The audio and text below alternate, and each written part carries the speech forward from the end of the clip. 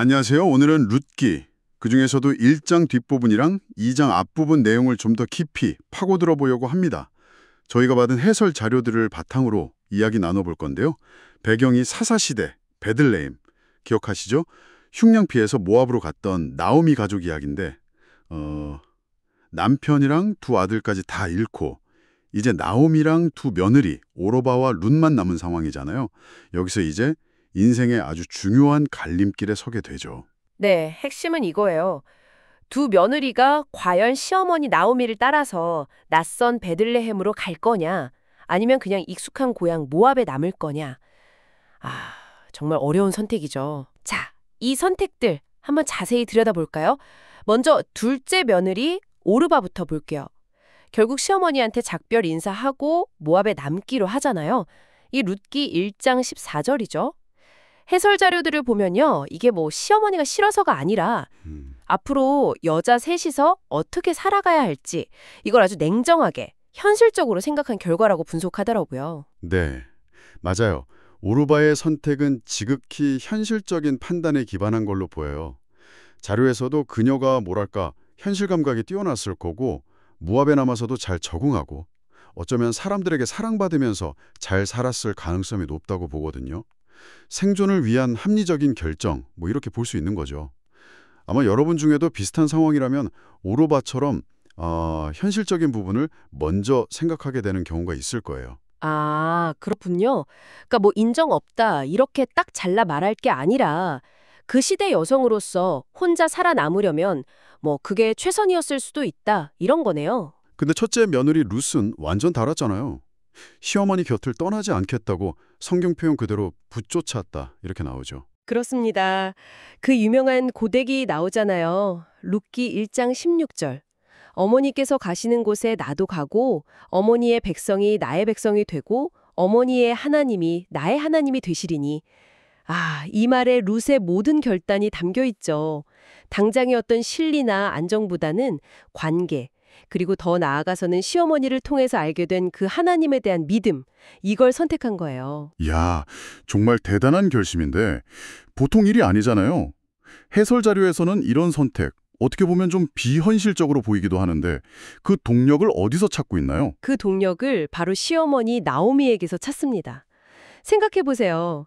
남편 잃고 아들 둘마저 연달아 잃는 그런 끔찍한 슬픔 속에서도 나오미가 보여준 어떤 신앙의 모습, 이게 룻에게는 정말 깊은 영향을 줬다는 분석이죠. 나오미가 그 절망적인 상황에서도 입만 열면 여호와, 하나님, 이를 계속 언급했다고 해요. 자료들 보면요.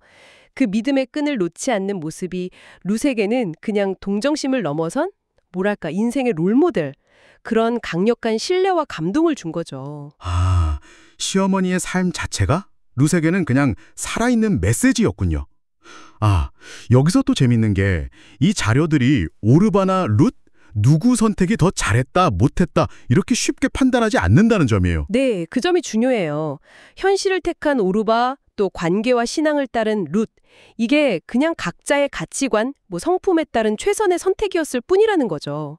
어느 한쪽을 뭐 평가절하 할 필요는 없다는 거예요.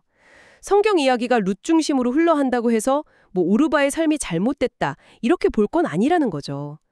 결국 중요한 건 각자 자기 자리에서 하나님을 향해서 나아가는 그 여정 그 자체 아니겠어요? 예수님이라는 길을 따르더라도 그 방식은 다양할 수 있잖아요. 그렇군요. 진짜 다른 사람의 인생 선택을 우리가 함부로 재단하면 안 된다는 거 어찌 보면 당연한 건데 자주 잊게 되는 교훈 같아요. 자, 그럼 이제 룻과 나오미는 베들레헴으로 돌아왔습니다. 근데 진짜 당장 먹고 살 길이 막막했을 텐데요. 네, 그렇죠. 마침 그때가 보리 추수 시기였대요. 그래서 룻이 이삭이라도 좀 주어서 띠니를 때우려고 밭으로 나간 거죠. 그런데 룻기 2장 3절을 보면 아주 흥미로운 표현이 나와요. 룻이 우연히 보아스라는 사람의 밭에 이르렀다. 이렇게요. 아, 그 우연히 저도 그거 읽으면서 했거든요. 여기에 뭔가 좀 특별한 의미가 있을까요? 네, 해설에서는 바로 이 우연이라는 단어에 주목을 합니다. 이게 어쩌면 하나님의 섭리, 그러니까 보이지 않는 손길을 보여주는 방식일 수 있다. 이렇게 봐요. 하나님께서 막 극적으로 나타나셔서 뭘 하시는 게 아니라 우리 일상 속에서 그냥 평범하게 어쩌다 일어나는 것처럼 보이는 그런 사건들 있잖아요. 그런 우연들을 통해서 룻과 나오미의 삶을 인도하고 계셨다는 거죠. 기가 막히게 보리추수 때 맞춰서 돌아온 거나 또 하필이면 나중에 자신들을 구원해줄 그 보아스의 밭으로 우연히 가게 된 거나 이런 것들이요. 와, 우리가 그냥 무심코 어쩌다 보니 이렇게 생각하고 지나치는 일들 속에 어쩌면 하나님의 세밀한 계획 같은 게 숨어 있을지도 모른다는 생각, 이거 참 흥미로운데요. 오늘 이렇게 룻기 1장, 2장을 통해서 두 며느리의 정말 상반된 선택, 그리고 그 배경에 있는 이야기들, 또 우연 속에 담긴 의미까지 살펴봤습니다.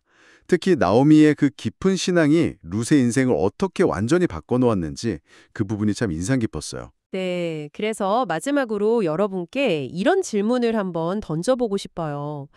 오늘 우리가 살펴본 것처럼 만약 우리 삶에서 일어나는 그런 우연처럼 보이는 일들을 그냥 흘려보내지 않는다면 어떨까요? 그 안에서 혹시 어떤 의미나 아니면 하나님의 인도하심 같은 걸 발견하려고 조금 더 애써 본다면 여러분의 선택이나 삶의 여정이 혹시 좀 다르게 보이지 않을까요? 한번 조용히 곱씹어 보시는 시간을 가져보시면 좋겠습니다.